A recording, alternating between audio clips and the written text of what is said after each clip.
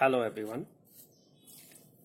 Now in the continuation of page number 19, yes, look at this page. I am going to start listening to them. उनको सुन करके, उनको सुनते हुए I see two distinct worlds. यहाँ पर कवित्री लेखिका कहती है, the narrator says that before them there are two distinct worlds. कहती है कि मेरे सामने दो अलग अलग संसार दिखाई देते हैं. डिस्टिंक्ट का मतलब होता है भिन्न भिन्न. वर्ल्ड्स मीन संसार. One of the family caught in a web of poverty. एक तो उनका परिवार, उस संसार के परिवार यानी ऐसी family caught in a web of poverty जो गरीबी के जाल में जो है फंसी हुई है. Burdened by the stigma of caste in. और जातिवाद के, कास्ट का मतलब जाति के कलंक से जो है बर्डन्ड है, मतलब उसका भार ढो रही है. इन विच दे आर बॉर्न, जिसमें वो पैदा हुई है. उस जाति के कलंक को ढो रही है. कहता है कलंक से क्या करे, उसके भार को ढो रही है. The other vicious cycle of the sahukar. और दूसरा जो है दुष्चक्र है साहूकारों का, द मिडिल मैन का, द पुलिस मैन का, ये तीन लोगों का. The keepers of law. और जो कानून के रखवाले हैं, कीपर्स ऑफ लॉ का मतलब होता है कानून के रखवाले. द ब्यूरोक्रेट्स और नौकरशाह. एंड द पॉलिटिशियंस और नेता, राजनीतिज्ञ लोग. Together they have imposed the baggage on the child. तो टुगेदर दे हैव इम्पोज्ड, साथ साथ उन्होंने जो है थोप दिया है. दे हैव इम्पोज्ड मीन्स उन्होंने थोप दिया है. The baggage on the child that he cannot put down. यानी वो भार, बैगेज का मतलब वो भार, ऑन द चाइल्ड बच्चों पर, that he cannot put down जो उसको सहन नहीं कर सकते. पुट डाउन यानी नीचे भी नहीं रह सकते, जिसको वो हल्का नहीं कर सकते कहने का, जिसको वो नहीं सकते हैं, ये कहने का मतलब है. बिफोर ही इज अवेयर, यानी उनके सावधान होने से पहले ये एक्सेप्ट्स, स्वीकार करते हैं, it as naturally as his father, अपने पिता की तरह स्वाभाविक रूप से उसको स्वीकार कर लेते हैं, उस भार को. टू डू एनीथिंग, यानी कोई चीज करने के लिए, else would mean to dare, कुछ भी अलग करने के लिए साहस करने का अर्थ है कि साहस होना. मीन टू डेयर का मतलब होता है साहस करना. And daring is not part of his growing up. और साहस करना जो है उनके ग्रोइंग अप माने उनके बड़े होने का भाग नहीं है. When I sense a flash of it, जब मैंने क्या देखा, एक चमक देखी. When I sense a flash of it in Mukesh, Mukesh में मैंने जब इसकी एक झलक देखी, फ्लैश का मतलब एक चमक, झलक. आई एम चीयर्ड, मुझे खुशी हुई, मैं खुश हुई कहती है. आई वॉन्ट, मुझे खुशी हुई.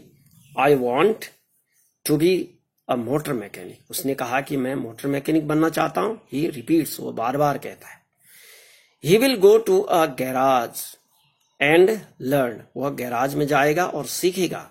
But the garage is a long way from his home, लेकिन गैराज जो है उसके घर से बहुत दूर है. आई विल वॉक, मैं वॉक माने होता है चलूंगा, पैदल जाऊंगा. ही इंसिस्ट, वह दृढ़ है अपनी बात में.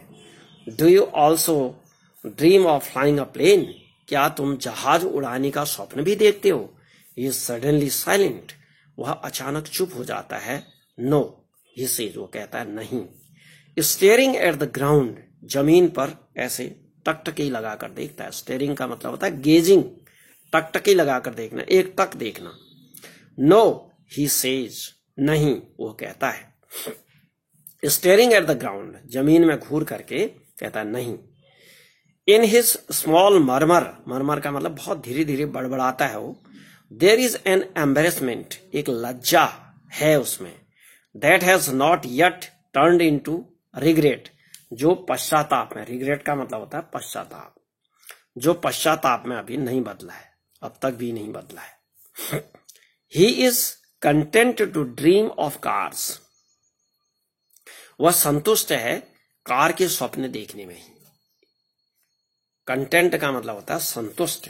टू ड्रीम ऑफ कार्स माने होता है कार के स्वप्न देखने में ही संतुष्ट है।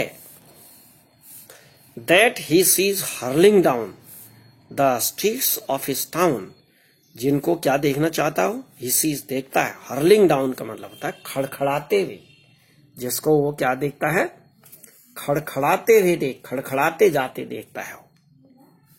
The streets of his town, अपने शहर की, अपने कस्बे की गलियों में खड़खड़ाते हुए जाते, वह अपने कस्बे की गलियों में खड़खड़ाते जाते देखता है वह उसे। Few aeroplanes fly over Firozabad, Firozabad के ऊपर जो है थोड़े ही एरोप्लेन्स उड़ते हैं। तो students, it has been completed now. Now there are some questions in this lesson. Many questions are in the boxes. You have to learn these questions. And the important question here, I think,